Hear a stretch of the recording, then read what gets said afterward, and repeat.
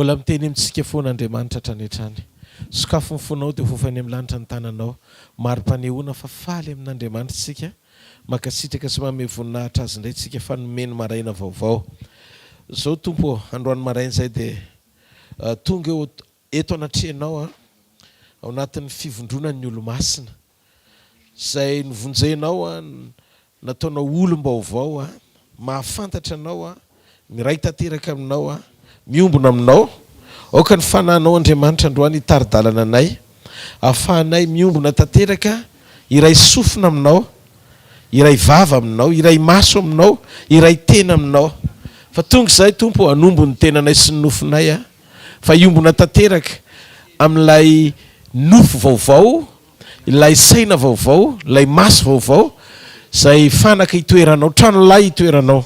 Anjako tanteraka momba anay isan'andro, ataovy lavitry ny fakapanahy sy ny faratsiana rehetra, fa na fanapa-kevitra foana mandrakariva sy safidy isafidy anao hatrany eo amin'ny fiainanay.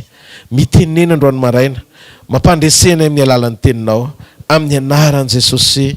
Amen. Tekitsika ho an'ny Tompo mahaza ho toerana Tompoko. Misy zavatra takian'Andriamanitra ohatrany hoe tsy hoe zavatra takian'Andriamanitra fa zavatra andrasan'Andriamanitra zay. Andriamanitra tsy mitaky ninninona zany fa miandry izy.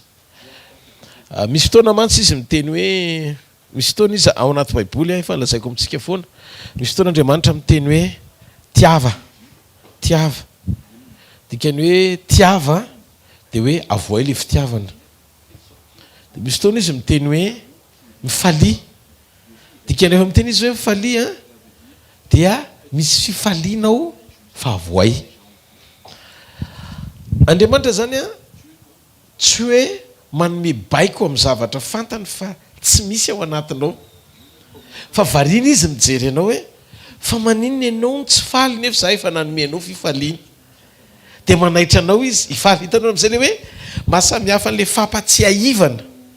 Andriamanitra mampatsiahy hoe misy zavatra ao anatinao azonao atao mamoaka azy, fa mifanohatra amin'ilay zavatra neverin'Andriamanitra fa tokony avoaka anao ny réaction anao dia ozy izy Andriamanitra hoe zao atao.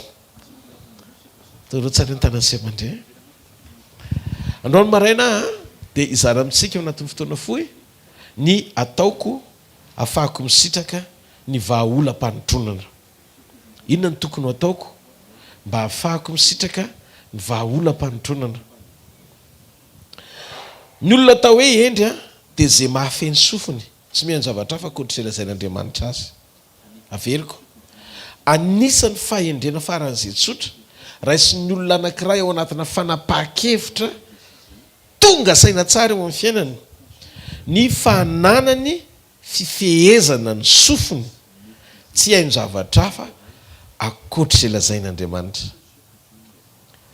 Ny olona manatanjona, ny olona manana anjara voatendry avy amin'Andriamanitra dia tsy manokatra ny sofiny amin'ny zavatra hafa tsy misy dikany, zay tsy mampandroso ny fiainam-panahiny, zay tsy misy fandraisany amin'izay zavatra andrasan'Andriamanitra aminy. Misy feo manko tsisy ifandraisany mihitsiny amin'izay zavatra andrasan'Andriamanitra aminao, dia tokony vitanao ny mifeny sofinao, tsy mampiditra zay teny rehetra tsy mampandroso ao anatinao.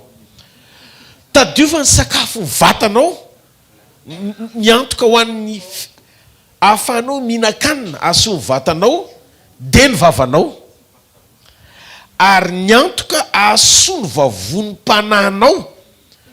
Ny sakafo manokatra azy tsy ny vavanao fa ny sofinao. Zany hoe amin'ny ara-panahy tsy mitovy ny rôle ny sofina sy ny vava, mitovy ny rôle ny sofina sy ny vava. Mihinan-kanina ny fanahinao amin'ny zavatra reninao, ary mihinan-kanina ny vatanao amin'izay zavatra hohaninao amin'ny vavanao. Zay ny mahatsara ny sivana amin'izay zavatra tokony ho renesina sy ny zavatra tsy tokony ho renesina. Tandreva fa ny zavatra mitranga eo amin'ny fiainanao dia misy ifandraisany amin'ny zavatra renao. Ary isika isa taona na isan'andro mihitsy azy dia tsy normal raha tsy be voka. Mitondra voaka ianao inona le voaka hoentinao io na lehilahy na vehivavy, lay vision napetraka Andriamanitra ao anatinao. Misy vinao, misy teny fikasan'Andriamanitra ao, misy zavatra be dehibe ao anatinao ao.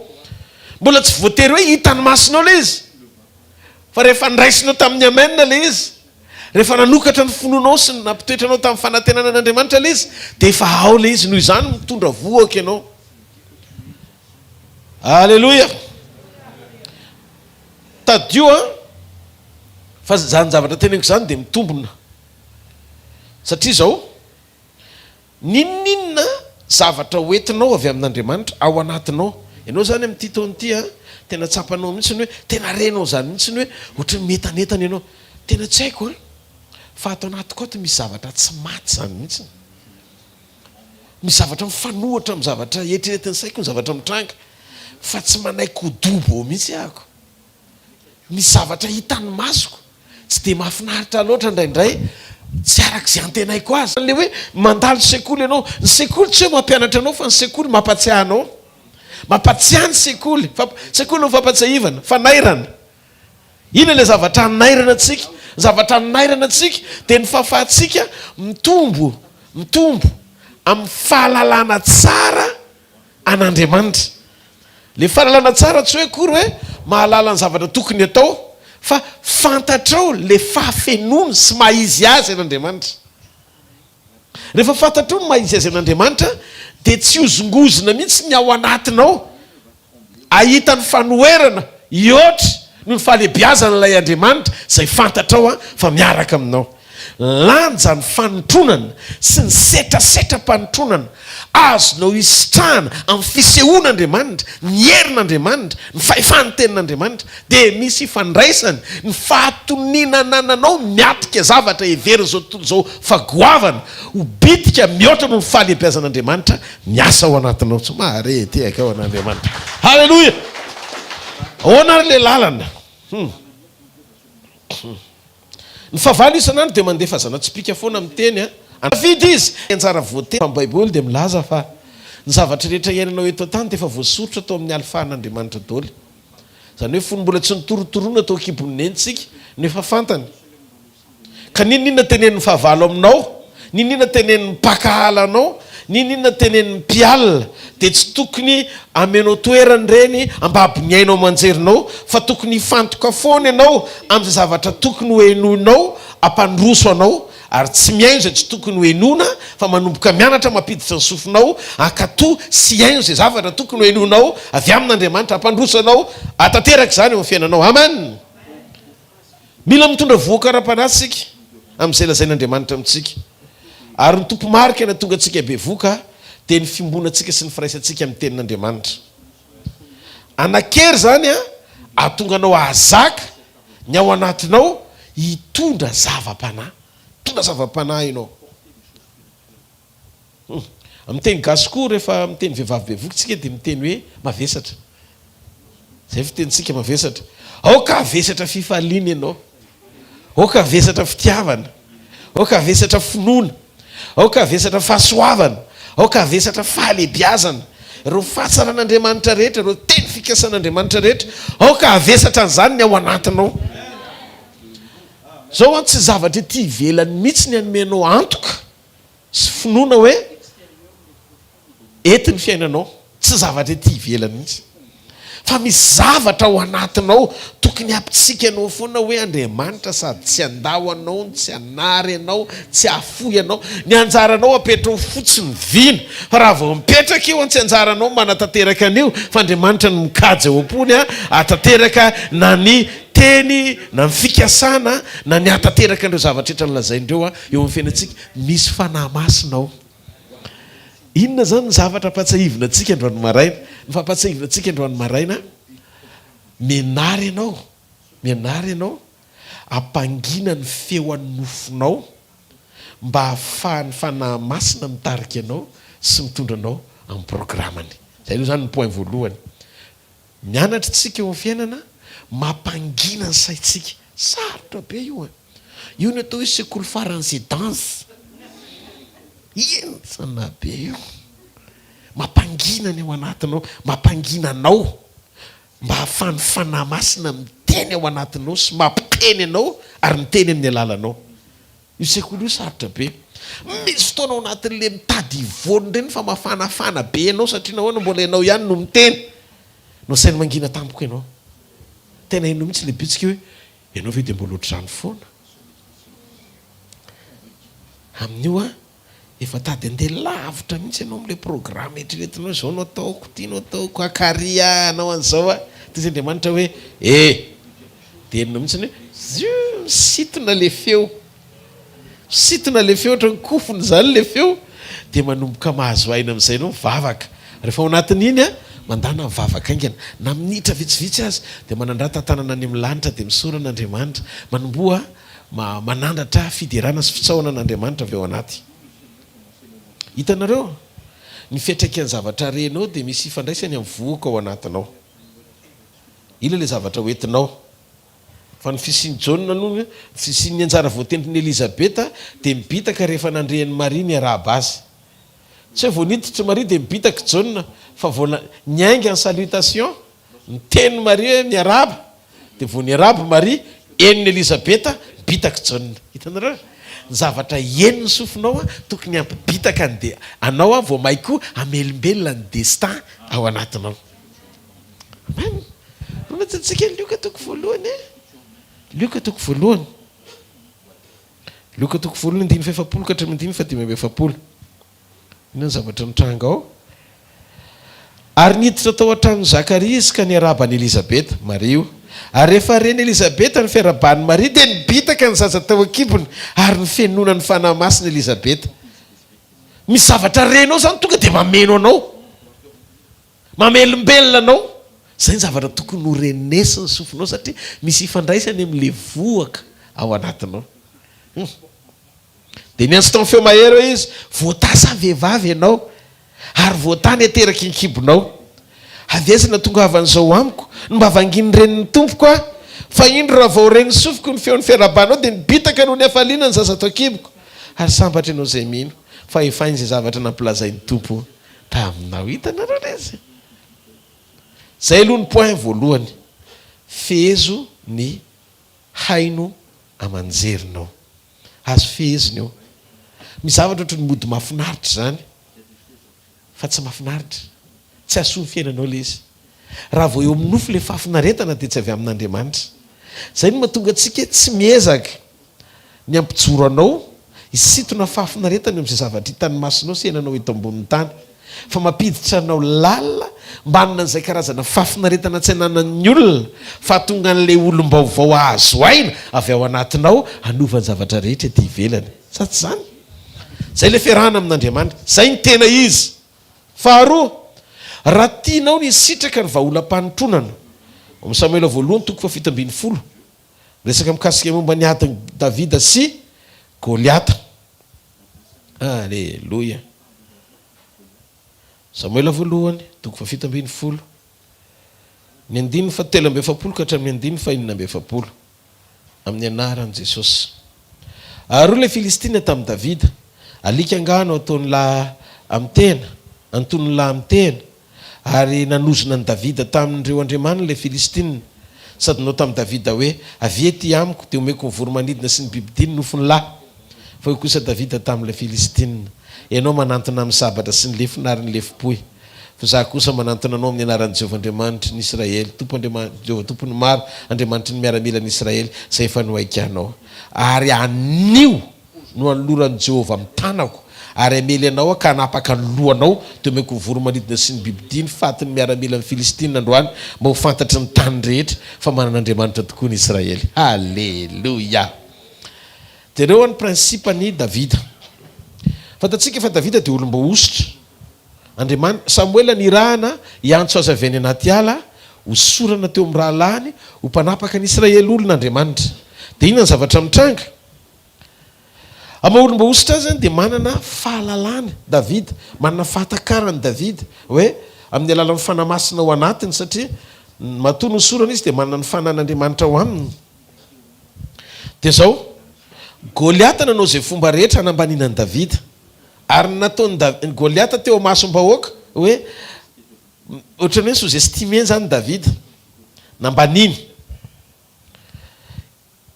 Goliath efimbetsaka nanao an'io nandritry ny 70 andro izy mivoaka miditsaky marainao dia miforotra daholo ry Saoly menakavy mba maramilana ny mpanjakany Israely sy ny rehetrarehetra nipirina daholo tsy sanjorona no ohatra azy. Fa rehefa tonga Davida dia zao ny zavatra nitranga. Sy zavatra tsy nataony rehetrarehetra no nataony. Dia avy eny izy tonga dia niteny ozy Davida tamin'ilay Filistina hoe ianao izy izy anantona amin'ny sabatra sy ny lefina. Fa za nantonanao izy izy amin'ny anaran'i Jehovahandriamanitra ny Israely zay efa no aikanao, zany hoe nataonao tsinitsinina. Teteny Davida, Davida no nambaniny teto, ny Israely no nambaniny teto, fa Davida namadika an'ilay adiny Filistina tamin'ny Israely ho adin'Andriamanitry ny Filistina amin'Andriamanitry ny Israely. Zay no namaliny azy.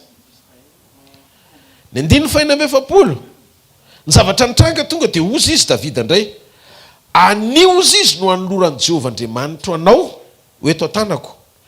Ary amaly anao ka hanapaka ny lohanao dia omeko ny voromanidina sy ny bibidiny faty miaramila amin'ny Filistina androany mba ho fantatry ny tany rehetra fa manan'Andriamanitra tokoa ny Israely. Inona ny tiany Davida ho teneniny? Ozy izy ny zavatra hitranga rehefa aveo dia efa mitranga sahady mialoha amin'ny fotoana amin'ny fijoroko amin'ny pasahiana anambara izay zavatra ho ataon'Andriamanitra. Ahoana fisehoan'ilay izy?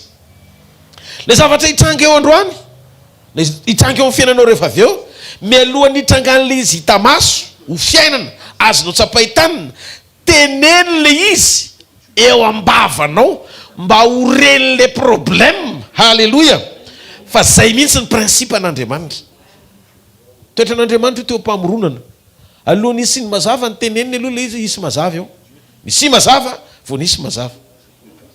Noho izany io zany tsy hainao miezaky manao tsapatsapa ny tenen'ny paster zany tenenina aloha vao mitranga.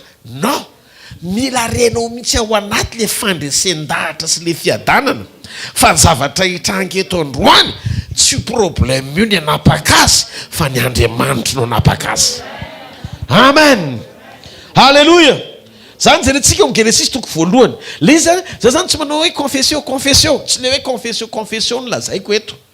Fa le toe-po feno fahatakarana sy fahafenona ny fisian'Andriamanitra ao anatinao dia mampijoro anao ampasahina ilaza ao anaty fatokina sy fiadanana izay zavatra tena ho hitranga ho ataon'Andriamanitra amin'ny fiainanao. Halleluja. Ndany antsika hijery kely ny Salamo 90 hoe nitoetsain'i Davida ka natonga azy nanao an'izany. Inona ny zavatra mitranga amin'ny Salamo 90 ny 15 ka hatramin'ny 10. Ozy izy amin'ny anaran'i Jesosy mba ahafahany malalanao dia vonjeo amin'ny tananao ankavanana akavalio. Eto ny 19 jereo amin'izay miankina amin'ny zavatra nitenenin'Andriamanitra Davida. Andriamanitra niteny tamin'ny fahamasinany hoe ifaly aho ka hizara any Sekema ary ny lohasan'ny Sokota ho refesiko Gileady akoho Manase ary ny lohako Efraima te mpanjakako Joda. Tavondranoko fanasany Moaba, Edoma no nipazako ny kapako, miobi no ny amiko ry Filistina. Ao vetsika. Inona ny tiany ho tenenina? Ozy izy jereo Davida fa mialohany andresan'ny firenena dia nanomboka ny teny izy, laza mialohany zavatra hitranga izy. Tena mifandresen-dahatra matoa voasoratra hatrany amin'ny lasa kantika ilay izy. Azonareo ilay izy. Nanirany aza hira milaza mifandresen-dahatra mifanohana amin'izay zavatra nylazain'Andriamanitra. Ny zavatra rehefa lasa hirahira eny am-bavanao dia mamaritra ny fandresenao lahatra lalina ao anatin'ny fonao ilay izy.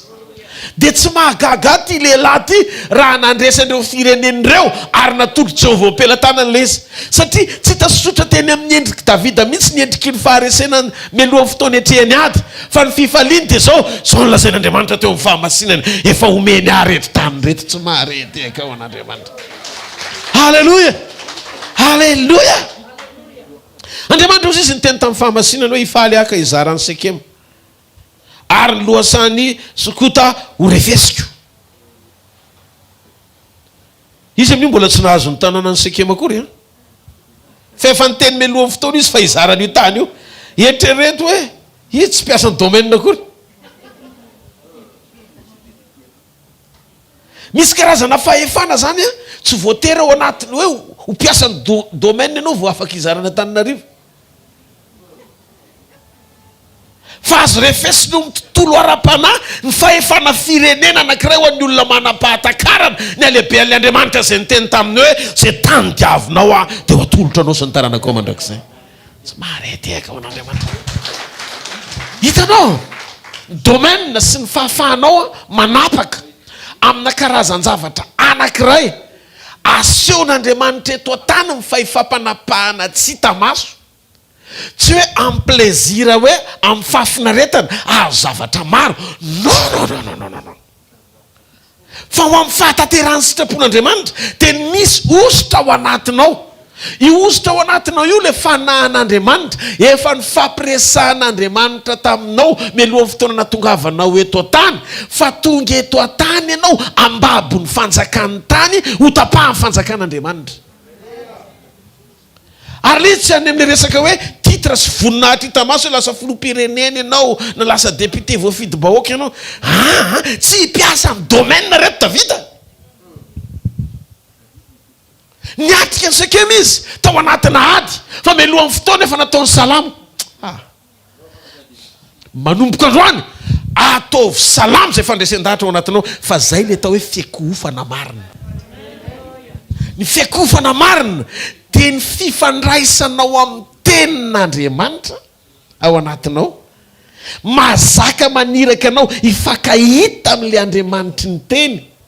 Ahatonga anao anana firana tsy hoe mahafinaritra ny sofina fa fandresen-dahatra avy ao anaty tonga anitra kasitrahany eo anaten'Andriamanitra hitondra vokatra tsy azo sakana satria anome pirofo tsy azo lavina ny fijoroanao tao anatin'le kantika fa tena resy lahatra ianao amin'izay lazain'Andriamanitra fa ho ataony eo amin'ny fiainanao. Halleloja. Misy olona mihaino ve androany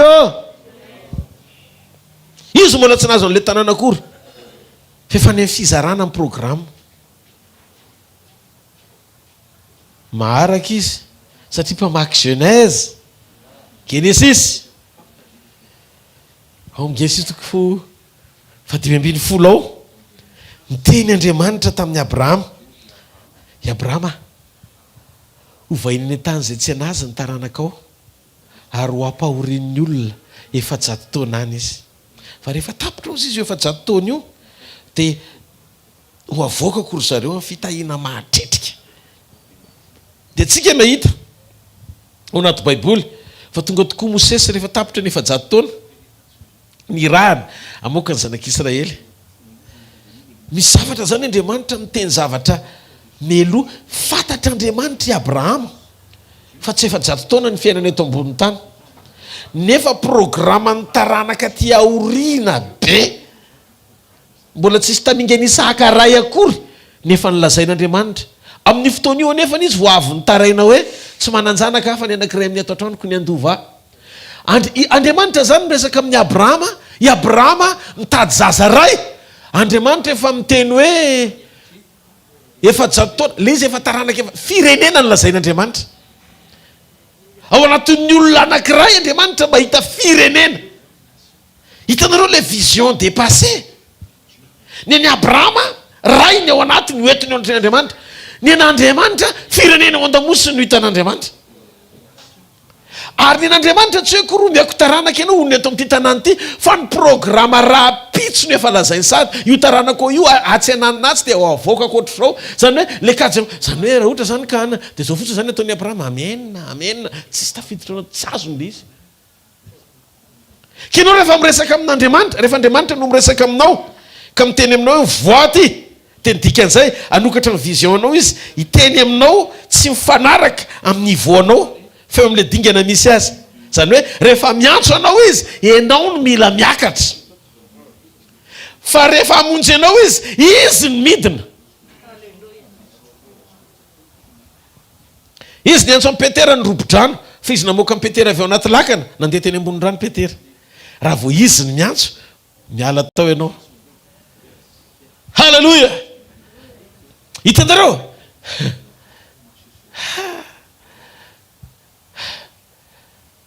rehefa natsipiny izy telo lahy tao anaty laforo dia tao amin'izay le anankiray fanefany le nanipy tamin'ny voalohany may satria nanan-kery ny hafa. Fa Nebokadnezara napiditra ny tavany teo amin'ny laforo tsy may satria tao Andriamanitra. Nebokadnezara niantso an'izy telo lahy voatao. Fa natonga ny Nebokadnezara tsy may le tao anaty laforo ny teny taminy hoe avy ety. Dikan'izay rehefa izy miantso miantoka izy. Zay no mahatonga nyty fiantsony ty tsy asanao fa asa mpiantsona anamarinana anao. Dikan'izay ny fanotonana miasa ambadiky ny fiantsona fa tsy fanolorantena anantona fotsiny. Tsy curiosité fanompona. Tsy curieux hanompo an'Andriamanitra alala ohatra n'izy amin'ny fahefanseriny.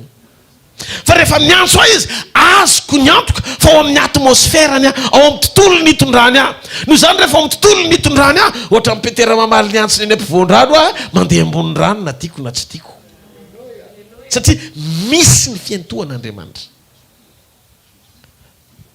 Halleluja. Halleluja. Voky ny rano Petera nandeha nanantona an'iza an Jesosy.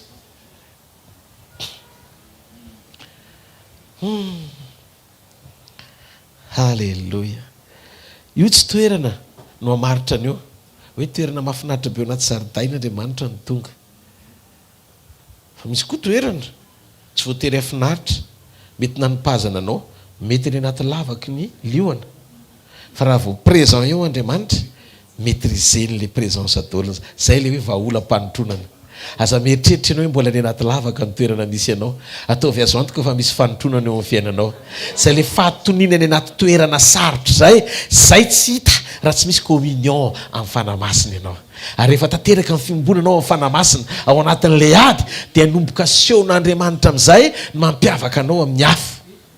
Ary rehefa izay mampiavaka izay tsy ianao no teseho fa Andriamanitra maneho ny tenany hoe miaraka aminao izy. Noho izany ny porofom-panehoana dia fiavahana tsy miankina amin'ny fanirianao te hiavaka fa miankina amin'ny fanekenao ho tarihana.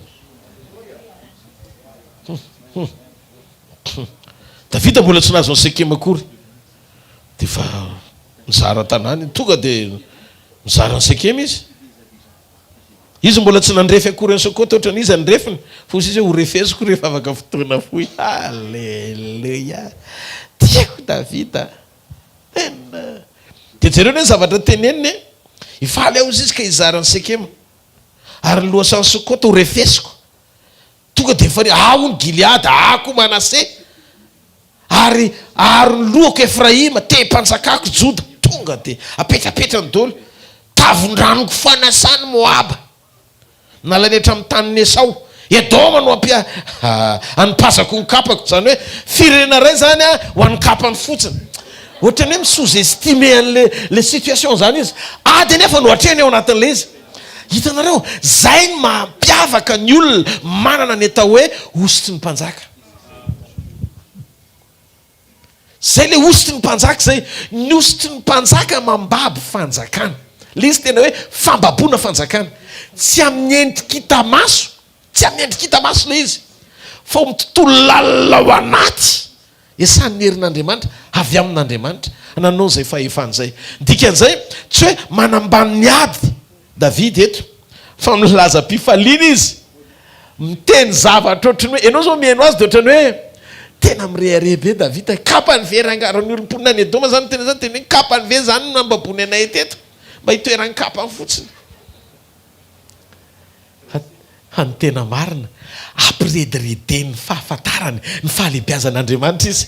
Dia izy rehefa avy eo nankapako fotsiny aza no adino any dia azoko tanàna io. Tsy maretehaka ao an'Andriamanitra. Hitanareo tsy mitovy tsony amin'izay ny fomba fitanisana firesanao zavatra rehefa babon'Andriamanitra ianao. Ny olona babon'Andriamanitra dia miteny zavatra. Ataovatra hoe miteny zavatra. Avereno miteny zavatra. Tsy voahevitra eo amin'ny nofo fa ampiteneno ny fanahy. miaingy avy ao amin'ny fahalebiazan'Andriamanitra. Somary tiaka ao an'Andriamanitra. Ka raha itsika ny te hitany vahaolam-panontronana dia mila tsika miaina ao anaty tsy fisalasalana manambara izay zavatra voaraintsika avy amin'Andriamanitra. Saty zany. Inona no tianao ataon'Andriamanitra eo amin'ny fiainanao mandritra nyity tapataony ity? Inona ny zavatra tianao ataon'Andriamanitra eo amin'ny fiainanao? Nanomana ny fiainam-panatsikitsika tamin'ny tapataona voalohany. Iomana isitraka ny famindram-pon'Andriamanitra afa-tsika misitraka ny tapataona faharoa. Fa manambara amin'ny anaran'i Jesosy Kristy avy any Nazareta, tena reko eto ilay izy, tsy mifanaraka amin'ny zavatra iainan'ity tany ity ny fomba hitondran'Andriamanitra anao. Faravelona koa Jehovah tompony maro, ilay Andriamanitra n'Israely izay naniraka antsika, sady Andriamanitsika ny tombo sy mpanjaka antsika. Ny masontsika no ahita ny asan'Andriamanitra sy ny tanan'Andriamanitra, fa hatsiaro ny asany Andriamanitra ary hidina ny famindram-po izy. Tapataona miavaka ho anao ty tapataona faharoa ty. Alleluia. Vitan'Andriamanitra tsy mampanantena anao a zavatry ny tany, fa mampanantena anao anetsika Andriamanitra anovany zavatry ny tany. Halleluia. Afaka hiteny ohatran'ny David tsika hitanareo amin'izay. Rehefa ny olona mifeno Andriamanitra miteny zavatra tsy takatry ny saina, ary sa manao déclaration, proclamation, zavatra tsy azo ny saina takarina, fa ain'Andriamanitra efaina. Na iza hijoro, na iza tsy hijoro, ny rika-pahasoavana tsy maintsy ho ataon'Andriamanitra. Ary za mahita manomboka amin'ity tapataony ity ho divotro ny tsunami pahasoavana ianao. Tsunami kely izy. Halleluia. Tsy miankina amin'ny lasantsy miakatra zany. Amen. Halleluia. Efa nitenen'i Jesosy nefa nampiomana antsika. Ty tany ty tsy maintsy tsy etsara zany tsony ty tany ty. Tsy mampanantena anao paradisy eto an-tany ah. Ny olona miaina amin'ny paradisy eto ambony tany sy mpanan-karena raha tsy miadana akory. No zany tsy tany mihitsy ny hoe hiezaka hoe hiadana ianao satria ianao nanana zavatra be deaibe sy ny sisa. Zany manaraka ho azy, tovatro manaraka ho azy zany. Rehefa eo alohan'ny fanjakany hoe efa ay Edoma hoe a. Halleluia. A Sekema hoe a. A Sokota. A Gileada. Halleluia. A Manasseh. Halleluia.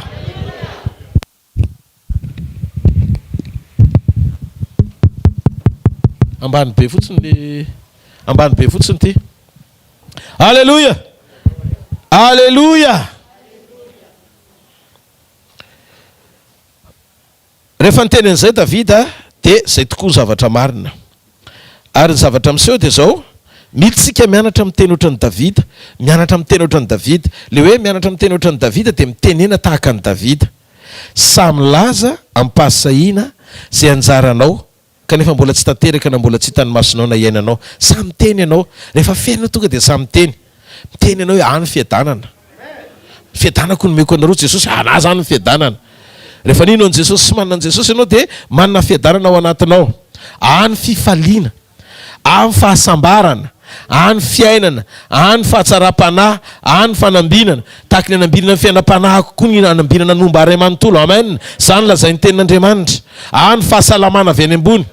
Halleluia. Mila mitenitsika amin'ny fahatokina, amin'ny fahasahiana izay zavatra efa nataon'Andriamanitra ho antsika. Any fanasitranana. Dia kapoka tamin'i Jesosy nefa nahasitrana. Zay ny zay natao anao zany a dia azonao resahana. Satria eto jereo tsara Davida nampahitana. Fa reto no lazain'Andriamanitra ny teny tamin'ny fahamasinana an'izao resako zao izy.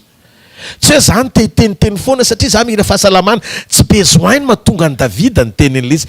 Eto amin'izay le discernement tokony ho ananan'ny kristianina ao anatina karazana fampianarana ohatrotony. Rehefa mba mijoro eto zay pasteraka mampianatra. Dia ty le fanahy mamantatra tokony hamantaranao hoe tena avy amin'Andriamanitra le izy. Tsy mampirisika ny filanao hibaiko an'Andriamanitra le izy, fa proclamation teraka avy amin'ny fahatakarana fa efa nomen'Andriamanitra le izy. Ny dikan'izay fitsarana ny zava-misy no mahatonga anao hiteny, anova azy hifanaraka amin'ilay fahamarinana ao anatinao. Allô? fa tsy hoe ny filanao no mampirisika anao hivavaka hoe zao ny zavatra tiako hitranga, tsy mitovy le izy. Ny any Davida, Andriamanitra efa niteny tamin'ny fahamasinany, vokatry ny fahafantarako ny zavatra nolazain'Andriamanitra, de manonona fa tsy maintsy ho refesiko any ny tany Sokota, ary Sekema ho zaraiko. Edoma, toerana fasikon-kapa. Ohatrany hoe le firenena manodidina zany nataony ohatry ny efitranony hoe atsy ny dressing. Alleluia. Ao vetsika. Satria nahoana efa niteny tamin'ny fahamasinany Andriamanitra. Ianao zany raha misy zavatra mitrangy eo amin'ny fiainanao ohatrany tsy takatry ny saina, de afaka miteny ianao. Andriamanitra efa niteny tamin'ny fahamasinany fa nidikapoka tamin'ny Jesosy ny nahasitrana amin'ny fahamasitranana. Tsy marety eka amin'Andriamanitra. Hitanareo izy miainga amin'ny fahatakarana ny zavatra nitenenin'Andriamanitra de miteny fotsiny ianao. Tsy ohatran'ny olona tereny filana mivavaka. Zay zany mahatonga le olona misy mandray de misy tsy mandray. Satria misy olona tonga eo amin'ny fanatrehan'Andriamanitra miaraka amin'ny filany, nofony mampirisika azy hivavaka, nofony mampirisika azy hivavaka, fa tsy ara-panahy le fivavahana. Fa rehefa tonga kantika ao anatinao, tononkira ao anatinao le fahamarinana, de zao fantatrao ny droit-nao satria en position ny olona tokony handray zany vota araka ny sitrapon'Andriamanitra ianao, de miteny fotsiny. Azonao tenenina amin'izay fotoana izay hoe ny zavatra rehetra tsy marety eka ao an'Andriamanitra. Azonao amin'izay le izy. Tsy hoe ianao zany pastera betaka man tsy mandefa SMS, zay zany tsy mahazo mivavaka tsony amin'ny zavatry ny tandrina. Mbola fantatry hoe tereny filany any izy io fa mamindra fo amin'ny aha. Azonao tiako tenenina. Mandefa tsy zay le fampianarana. Hoy zay hoe manaraka sekoly tsara venareo. Ny sekoly de manomana anao tsy karazan'olona tereny filana anatona an'Andriamanitra fa tariny fanahy andray zavatra avy amin'Andriamanitra amin'izay zavatra efa fantatsika fa vonona, satria efa niteny tamin'ny fahamasinana izy fa atsika reny. Amen. Amen resa tsy amen. Kaninina anjaranao efa mbola tsy tanteraka, teneny fotsiny hoe ale izy. Amen. Zay natao de efa tsy mila mangataka amin'Andriamanitra hoe tompo hanao vaovao ndray. Fahasalamana, taranaka mbola tsisy, fahendrena. Alleluia. Tonga de teneniko amin'ny anaran'i Jesosy fotsiny. Rehefa azoko ambavako amin'izay izy amin'ny fandresen-dahatra, amin'ny maha-olom-baovao ako, miaina amin'le fiainam-baovao tsara ako, de zao tafatoetra le fiadanana. Mahatonga le fiadanana tsy tafatoetra satria tsy maritoerana le communion. Raha maritoerana tsara le communion, tonga de pisenao eo mpanatanterana ny zavatra rehetra. De zao tsy manahy ahy zany ianao hoe tsisy nininona na ho ravo zany, satria fantatrao feotanany ny fiainanao ray manontolo. Ka mialohan'ny fanompona ataonao de teneno fa izy fiatraikany anova olona hafa ny fisinao eto ambonin'ity tany ity, naiza ny raha n'Andriamanitra anao. Amen. Satria ny antony rehefa aorian'ny fiovanao, zay ny antony nanovan'Andriamanitra anao, ampiasanao Andriamanitra mba ho fantsona hanova ny hafa ihany koa. Na ny teny lazay mivavanao na ny fandresen-dahatra ao am-ponao de tsy fanohatra mihitsy amin'izay zavatra rasan'Andriamanitra aminao. Ny dikan'izay tsy maintsy mahomby amin'ny lafiny rehetra ianao. Tsy mari amen na ho an'Andriamanitra. Ny olantsika de zao fatelo, ianao mijery le fahavalo goavana be, de zao ny zavatra mitranga matahotra ianao. Tananao ny maso raha mbola mitoetra eo amin'ny nofo, zay ny mahatsara amin'ny fanoloran-tenan'ny maso omenan'Andriamanitra. Allô. Satria ny maso rehefa an'Andriamanitra de hovaina ohatran'ny mason'ny Davida feno fandresen-dahatra mahita an'Andriamanitra isan'andro, ka naleona naberana Goliata mitovy ihany. Alleluia. Fa mahatonga anao matahotra problème na communion koa le izy. Zay ny mahatonga antsika tapataona voalohany ampianarina ianao iombona amin'Andriamanitra tsara. Satria nahoana Goliata tsy maintsy misy fa tsy azo sakanana. Zay le niteneniko teto tamin'ny latsinainy ny rahan'i Jesosy tsy nanakana any Egyptianina, tsy hanaraka ny zanak'Israely ivoaka any Egypta anaraka azy eny amoron-dranomasina mena. Ny fananao an' Jesosy tsy midika hoe matahotra anao ny ota sy ny fakapanahy. Tsy teny tsy fantatra ny mahatonga tsy niteny tsy fantatra ny mahatonga ny devoly emitra. Manaraka foana ny fakapanahy. Fa zao ny fatra ny fanekenao an'Andriamanitra de misy ifandraisany amin'ny fatra ny fahatakarana nananao ny amin'Andriamanitra sy ny kalitao amin'ny fiombonanao aminy. Jereo tsara Goliata misy, fa tiako fantatrao ninona karazana géant atrehanao rehetrarehetra dia mila jerenao le izy amin'ny fahazavan'ny teny ao anatinao. Amin'ny fatra ny fahazavan'ny teny no hijerevanao ny géant rehetra sy ny zavatra goavana rehetra mitady ampatahotra anao eo anoloanao amin'ny fatra ny fahazavany teny. Zay no mahatsara ny olona feno teny miatrika zavatra goavana, satria rehefa feno teny ianao tarafo ny fahazavany teny ny fahalebiazan'izay hitanao tonga dia mivadika kely. Alleloia. Jereo ane ny Israely rehetra dia nankalaza ny Goliata daholo. Saoly laza ianao ve hiady amin'io io efa zatrady hatramin'ny fahazazana, lasa mipiba ny Goliata ny tenenin'ny Saoly teo anatrihan'ny Davida. Fa rehefa tonga Davida dia hozy izy hoe fa iza moa io Filistina tsy mifory io. Fa maninony Davida ny teniny zany fa izy io Filistina tsy mifory io, révélation izy fa tsy tonga saina ny Israely.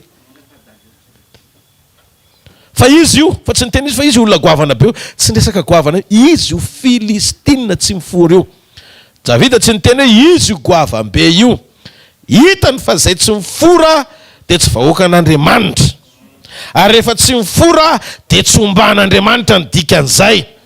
Ny olona tsy mifora tamin'izany dia nisokajiana ho isan'ny fahavalon'Andriamanitra. Dia hozy izy Davida satria tsy mifory Goliata dia zao hozy izy Davida hoe mety kely ny fahitanao ny tay akory Goliata ny alehibeko fa za mifory. Noho izany manana ny fomba an'Andriamanitra eo anatrehan'izay mahagoavana anao. Alléluia. Ny puissanceko tsy eo amin'ny gabariako, fa ny puissanceko dia miafina ao ambadiky ny alliance ananako. Fanekena le izy ao ambadiky io alliance io dia tadotio kely ny hitanao eto anatrehako fa goavambeny eo ambadikako. Noho izany raha oharina amin'ny alehibenao, ny alehiben'izay manohana anahako dia kely sy bitika eo anatrehany ianao. Dia zay ny joroko eto ho représentantany satria miafina ao ambadiko ny fahakelezako ny fahalehibiazany. Nareo misy firenena kely anankiray victime dia nisy firenena goavana ngeza be nanohana anazy. Dia misy le mieritreritra fa goavana andringana le firenena kely fa tonga dia niditra tampoka ny alliance na firenena goavana nanohana niaro an'le firenena kely. Rava sa tsy rava ntsena? Rava ntsena. Tsy le firenena loatra no nandresy fa le alliance ny tena faran'izay enjana.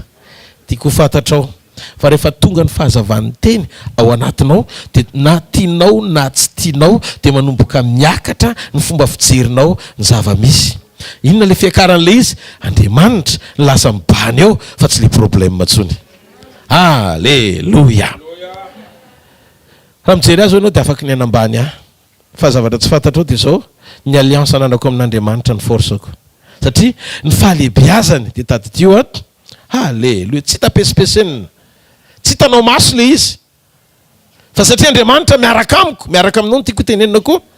Miampy Andriamanitra tsy hita maso fotsiny io fahakelezany hita maso io dia manjary goavana be le vokatra, satria ny totalim-panehoana eo anatrehan'ny ady sarotra trena dia tsy misy akoatra ny fahatakaranao ny fisian'ny fahalebiazan'Andriamanitra miasa eo amin'ny fiainanao. Zay miaraka amin'Andriamanitra dia lehibe lavitra noho ny fanoherana rehetra misy eo anoloany. Hozy izy ny Jona 2:4. Hozy izy ny Jona 2:4 lehibe zay ao anatinao noho zay misy eo amin'izao tontolo zao. Amen. Efa naharesirensika. Raha tianao zany misitraka ny vahaolam-panontronana farany dia sainy ny fomba fiasan'Andriamanitra. Tsika mila mijery ny fomba fiasan'Andriamanitra. Zay no manana ny toeponao iaina ao anatin'le fahalemem-panahy, fanetretena, fitiavana. Ny force-tsika tsy amin'ny zavatra hita ety ivelany fa ny force ananantsika avy amin'ny toe-panahy miafina ao anaty. Satria ny fomba fiasan'Andriamanitra hatramin'izay ndony antsika hijery kely mba hadinio ny Baiboly ray manontolo dia mba tondroy maso ara-diso ny zavatra hozaraiko aminareo. Andriamanitra dia mandefa vahaolana amin'izay olana trehanao ao anaty finosana tsy nandrasanao foana. Enveloppen'Andriamanitra ao anaty finosana tsy nandrasanao ny vahaolana goavana zay omeny anao. Eo amin'ny fiainana izay foana ny zavatra hitako tamin'ny fiarahana tamin'Andriamanitra. Tsy zavatra andrasanao ny tonga eo amin'ny fiainanao nefany raha raisinao le izy dia ao anatin'iny le finosana, ao anatin'io finosana io le vahaolana goavana tena tadiavinao eo amin'ny fiainana. Raha tsy ny avinao zany le finosana omeny dia tsy voarainao le vahaolana. Zay ny maharatsy ny olona zatra-pamaritra amin'ny sainy ny fomba fiasan'Andriamanitra. Ndao etiko anaty fotoana fotsika tamin'ny Davida tonga dia tovolahy kely no hita. jereo fa Goliata rehefa nahitany Davida dia vao maika tezitra be satria nanamaivana ohatrany hoe manambany azy ny Israely hoe ady ve zazakely ve nomenareo anany efa tsy no nandrasako. Alohan'ny ady manko tsy maintsy lanjaina tsara hoe iza ny mavesatra dia iza ny maivana dia tsy maintsy olona mitovy lanja hita maso no saina miakatra eo ambony ringa. Fa tia 17 ans nentina niakatra teo ambony ringa nefa finosana kely tsy dia nandrasan'ny Israely loatra fa nampahomby sy nampandresan'ilay firenena. Ohatra izany Andriamanitra rehefa miasa ilainy ianao miaina ao anaty fahalemem-panahy sy fanetretena fa ambadiky ny fahakelezanao sy tsy fahatokitena miafina amin'ny fahalebiazan'Andriamanitra nova zavatra. Andriamanitra mantsy handingana tsisy apahany tokony ho an'ny olona ny vokatra zay omen'Andriamanitra ny voninahitra zay sehoany fa rehefa mitanga ny zavatra ataon'Andriamanitra mianga avy amin'ny faneken'ny olona fantsona na kely sy bitika sy tsinitsinina azy izy miafina ao ambadik'izay le fahalebiazana tian'Andriamanitra ho atao amin'ity tapataona faharoa ty. Alleluia. Raha vakitsika ny Samuel voalohany toko 7:10 manomboka amin'ny 1:20 ka hatramin'ny 4:70 dia nazavantsika an'izany tsara amin'ny Baiboly any an-trano vakily noho ny amin'ny fotoana. Goliata miandry olona goavana ifandona aminy zaza ny tonga na nanaran'Andriamanitra azy. Mandiso fisainana ny fisehoan'Andriamanitra, mandiso fijery ny fisehoan'Andriamanitra. Ary Andriamanitra rehefa miasa zavatra tsy ampozina no ataon'Andriamanitra. Mandiso ny kajinao hoe aizary ny herin'Andriamanitra no iseho. Any amin'ny Eliaba avy satria maramila tena farangeza izy satria zokiny Davida sady avy ranjanana. Na avy ranjanana raha mbola ny rany Jesse fromage sy mofo ihany. Hoe ndana sakafo ry zalany anaty. Le mpanatitra mofo tsy nieritrenietiny hoe mofo no naterina Goliata, lohan'ny Goliata nentina nody. Ny direction tsy miverina rehetra fa any amin'ny lapansôly.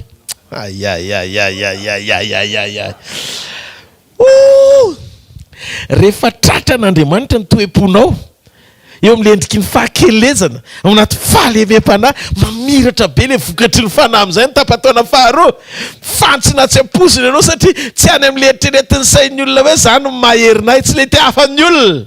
Halleluia. Fa le mety amin'Andriamanitra. Ary zao ny zavatra hitranga rehefa hanivakeo Andriamanitra surpris amin'izay zao tontolo zao hoe inona ny zavatra misy nahoana ny zavatra mitrangana ohatr'izao satria nahoana velona Jesosy. Maninona hoe velona Jesosy. Io zaza io no nametran'Andriamanitra vahaolana ho an'i Israely. Tsy fantatrao mihitsy le tsisy nanam-po mihitsy. Mety tsy ampozinao le finosana fa nataon'Andriamanitra ho vahaolana goavana ho amin'ny firenena amoahana azy teo ambany fanangejany Filistina. Ndao tsika ity tanana mafy eo n'Andriamanitra ny amin'ny fahendreny. Alleluia. Tamin'i Jesosy tonga ne finosana kely koa e. Finosana kely ny fahatongava amin'ny Mesia. Tsisy fahatsarana nafatarana azy ety ivelany na alalana fampamonjy izy. Nisy atoka 3:17 ary Baiboly milaza hoe tsy tiany olo koa jerena akory izy.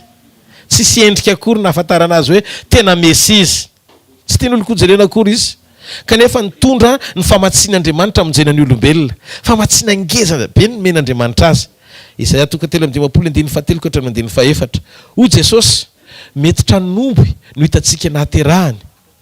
Toy ny resy ny fijery azy teo amin'ny azy fijaliana fa izy ny famatsiana sy fiainana ho antsika rehetra. Zany hoe finosana ny lavina kanefa vahaolana ho an'ny taranaka zao tontolo zao. Azonareo mipetraka le izy. Teteny aminao manomboka androany. Aza mpitsara ivelany ohatran'izao tontolo zao. Mahita zavatra ara-panahy. Mahita ho zavatra ara-panahy. Aza ilikiliky Davida fa tsy fantatra zay amonjy ny Israely. Alleluia. Aza tsy mba raisin'izany Jesosy fa diso lanitra ianao natranonomby aza ny nahaterahany.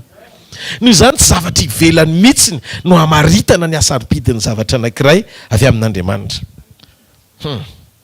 Ny andresenao dia zao mila fantatrao fa reny géant lalovanao reny dia manana ny faiblesse-ny daholo.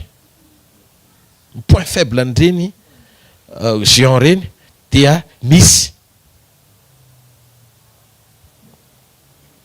avantage, misy inconvénient koa ny zavatra rehetrarehetra. Noho izany afaka miditra ianao mamantatra ny zavatra anankiray. Hitanareo ny olona hono reny le tena le hoe mihoatra ny 2 mètres. Rehefa mihoatra ny 2 mètres ny olona dia aretina mahatonga azy lavabe reny. Ny tonton Landry normal ihany fa tsy. Alléluia.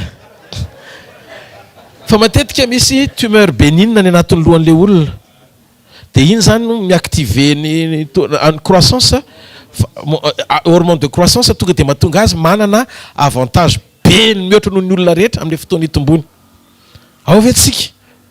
Noho izany zany Goliata marary. Dia tafafantatry Davida hoe raha vao kitihana kely ny lohany dia io ny tsy zakany. Zay nahatonga azy tsy nitifitra ny tongony fa teny amin'ny lohany. Zao tontolo zao marary saina amin'ny fiainana.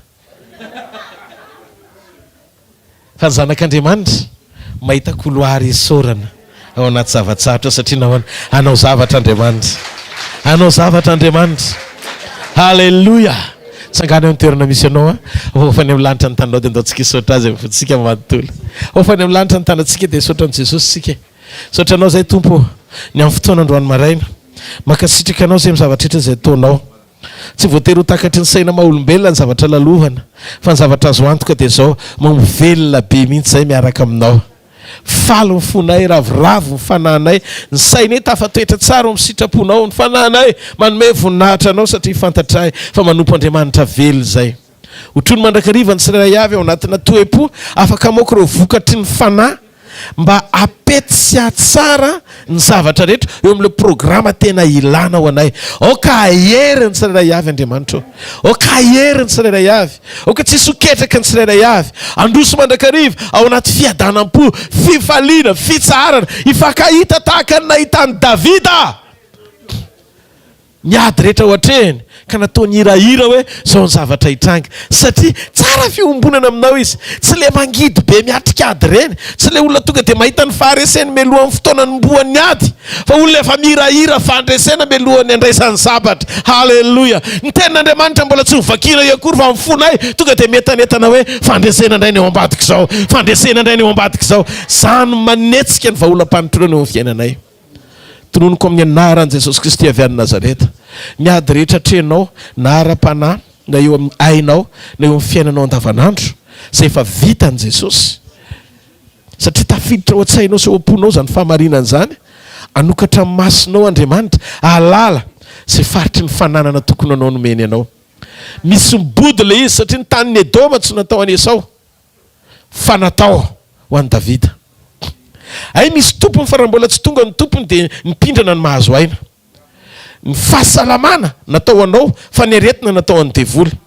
Misy taona ny amin'ny kanto tokony anao ny toeranao miverena fotsiny eo amin'ny Kristy dia omen'Andriamanitra anao le zavatra nangalariny sasany ho averina amin'ny lono ny fahasalamanao, averina amin'ny lono ny fiainanao, averina amin'ny lono ny fiadananao, averina amin'ny lono ny zavatra rehetra momba amin'ny fiainanao manontolo. Io zavatra tiany devoly atao ampahorinanao io ny eo amin'ny fiainam-piankonanao, eo amin'ny asa mandrarahanao, eny fa na mahakasika ny ara-bolanao koa azy ho averin'Andriamanitra amin'ny lono zany. Satria fantatrao ny marina androany maraina dia ny marina ny afaka anao tsy handeva. Tsisy asa maty ny Satana adivitra anao zany eto ambony tany mandresy anao satria ilain'Andriamanitra, fananan'Andriamanitra ao amin'ny sitrapon'Andriamanitra zanak'Andriamanitra. Maroko sy tononoko amin'ny anaran'i Jesosy. Fiadanan'i Jesosy hitoetra ao anatinao. Rehefa tafatoetra amin'ny fiadanana ny ambony rehetra manaraka ho azy averena any fiadanana, any fifaliana, any fitiavana, any fitsaharana, any fahombiazana, any fahasalamana, any zavatra rehetra. Ai Jesosy!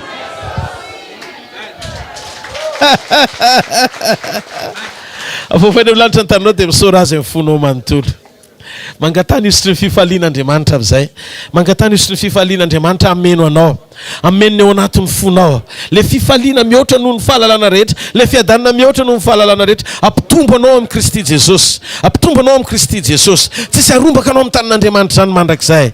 Mahery ianao, tsy ravo zany ianao, tsy raraka zany ianao, tsy potika zany ianao, tsisy ninninina azo ny Satana atao zany eo amin'ny fiainanao. Tsisy tia-tanany ratsy fanahy zany eo amin'ilay ny marina, fa ny mahatoky indrindra ny miaraka aminao. Ilay mitoetro marina sy be voninahitra no mitantana anao. Mandehana amin'ny anaran'i Jesosy. Hitanareo ne Jehovah ka hiaro anareo. Ampamirapiratra ny tavany aminareo Jehovah ka mindra fo aminareo. Anandratra ny tavany aminareo ne Jehovah ka menareo fiadanana. Amen. Mazoto ena kely vetivety no fanatitra ho an'ny tompontsika sy filazana fohy. Amin'ny 3 juillet ho avy zao ny fetiny hvkl-mission rahantsika makalaza indray le tsy nataontsika tamin'ny farany taona atambatra ao daholy. Amen. I 3 juillet io le fotoana ankalazantsika ny tompo miaraka etsy amin'ny espace Rilatsu buffet any zany le toerana anaovana an'le izy. Manomboka amin'ny firy moa izy io? Maraina? Manomboka amin'ny ray.